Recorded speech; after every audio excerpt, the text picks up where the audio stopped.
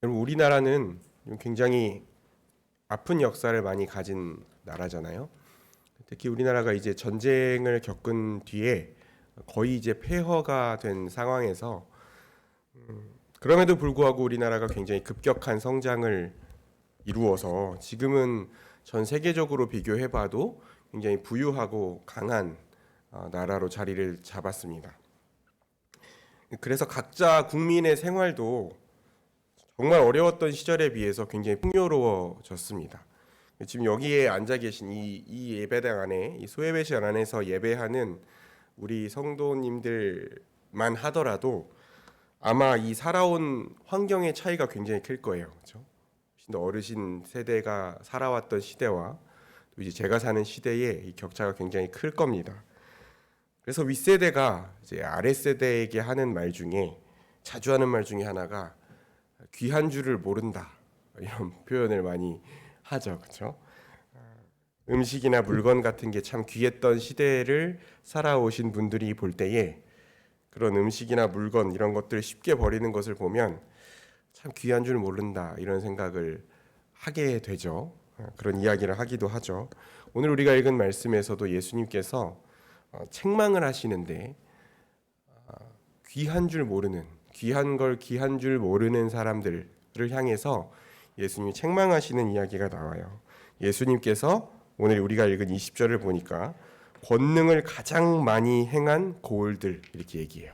예수님께서 정말 능력을 많이 행하신, 특별히 권능을 많이 행하신 곳들이 있는데 그들이 회개하지 않는 모습을 보면서 예수님이 책망하신 말씀이 오늘 우리가 읽은 말씀입니다.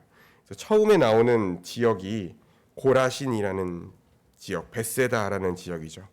21절을 보면 화 있을진저 고라시나, 화 있을진저 벳세다야, 너희에게 행한 모든 권능을 두로와 시돈에서 행했더라면 그들이 벌써 베옷을 입고 재에 앉아 회개하였을 것이다. 예수님이 그렇게 말씀하세요. 이 두로와 시돈은요, 구약 성경을 읽어보면 교만의 상징입니다. 교만의 상징. 항구 도시라서 이 두로와 시돈은 굉장히 풍요로웠던 도시거든요.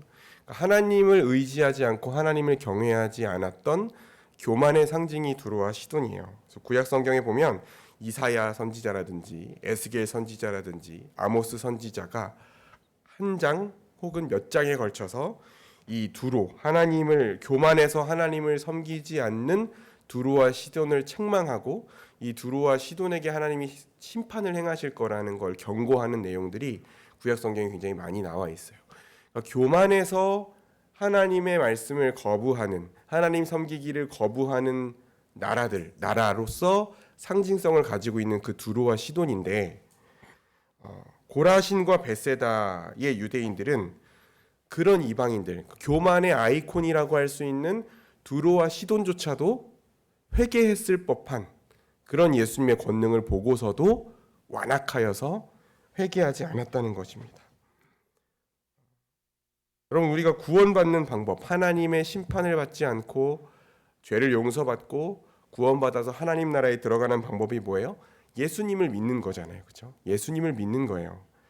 예수님이 이 땅에 사시는 동안, 예수님이 이 땅에서 사역하시는 동안 사람들이 예수님을 믿을 수 있도록 행하셨던 것, 대표적인 것 두 가지가 뭐냐면 하나는 말씀을 가르치는 것이고 하나는 권능을 행하는 거였어요. 그러니까 예수님께서 말씀을 전하시면서 하나님 나라가 어떤 곳인지를 가르쳐 주셨고, 권능을 행하시면서 하나님 나라가 어떤 곳인지를 보여주셨어요. 그 예수님께서 하나님 나라를 가져오신 메시아시라는 것을 말씀을 통해 가르치시고 권능을 통해 보여주시면서 예수님을 믿고 구원받게끔 사역을 하셨는데, 그 말씀을 듣고 그리스도의 능력을 보고 그리스도를 믿음으로 하나님 나라에 들어갈 수 있는 건데, 그 예수님이 하신 말씀과 예수님이 행하신 일을 보고 듣고도 끝까지 믿지 않는 사람들, 끝까지 회개하지 않는 사람들은 결국 하나님의 심판을 피할 수 없잖아요. 그걸 지금 예수님께서 경고하고 있는 것입니다. 그리고 이어서 가버나움을 책망하시죠. 23절을 보면 가버나움아, 네가 하늘에까지 높아지겠느냐? 음부에까지 낮아지리라. 내게 행한 모든 권능을 소돔에서 행하였더라면 그 성이 오늘까지 있었으리라. 이렇게 말씀하세요. 여러분, 소돔과 고모라, 이 소돔성은 오늘날 예수님을 믿지 않는 사람들, 교회를 다니지 않는 사람들도 알 정도로 성경에 나오는 악한 도시, 그렇죠? 하나님의 심판을 받아서 멸망한 악한 도시, 음란한 도시로 유명한 곳입니다. 가버나움 사람들은 그런 소돔 사람들도 회개했을 만한 그 예수님의 권능을 보고도 예수님을 따르지 않았기 때문에 예수님께서 그들을 책망하시는 거예요. 우리가 읽은 말씀을 문맥을 고려할 때에 하나님의 뜻을 보고도 순종하지 않는 이 벳세다, 그 다음에 고라신, 그리고 가버나움, 이런 곳들은 예수 그리스도를 알아보지 못해서 회개하지 않았던 유대인들을 나타내는데, 특히 이제 바리새인과 서기관들, 예수님을 가장 먼저 알아채고 메시아이신 예수님을 가장 먼저 믿고 섬겼어야 했을 종교 지도자들, 그들을 더 책망하시는 것이기도 합니다.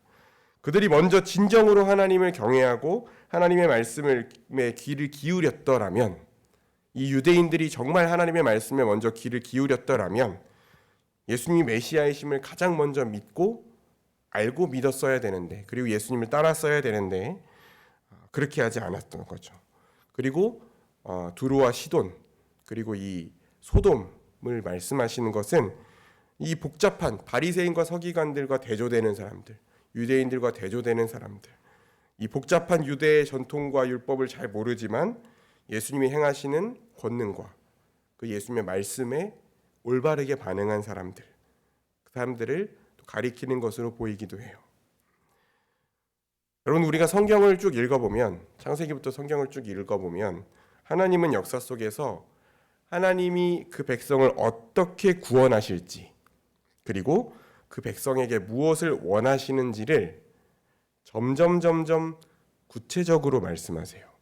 처음 구약 성경에서 처음 인간이 죄를 범하고 하나님께서 처음 구원을 선포하셨을 때, 여자의 후손이 뱀의 머리를 깨트릴 것이다 라고 처음 선포하셨을 때, 그때 이후로 시대가 지나면 지날수록 하나님이 더 구체적으로 어떻게 구원하실 것인지, 하나님 나라가 어떤 곳인지, 그리고 하나님의 백성이 어떻게 살아야 하는지를 점점 더 분명하고 구체적이고 풍성하게 가르쳐 주신다는 거예요. 그래서 이제 계시의 점진성이다 이렇게 얘기하는데, 구약 시대의 선지자들이 말씀을 전했을 때 이 두로와 시돈, 또 소돔, 이때에 선지자들이 말씀을 전했을 때 명확하게 이해되지 않던 것들, 분명하게 드러나지 않던 것들이 예수님이 이 땅에 오셔서 가르치시고 권능을 행하시면서 선명하게 더 드러냈거든요. 더 분명하게 나타났거든요.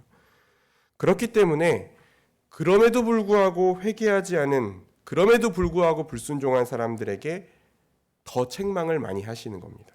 화 있을진저라고 말씀하시는 거예요. 그때보다 너희들은 훨씬 더 분명한 하나님의 계시를 받았는데, 그때보다 너희들은 훨씬 더 놀라운 하나님의 권능을 보았는데, 그럼에도 불구하고 회개하지 않는다면, 그럼에도 불구하고 이 하나님의 은혜를 귀한 줄 모른다면 너희에게 화가 있을 것이다.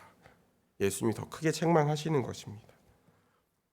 그럼 여러분, 오늘날은 어떨까요? 오늘날 우리가 살아가고 있는 이 시대는 어떨까요?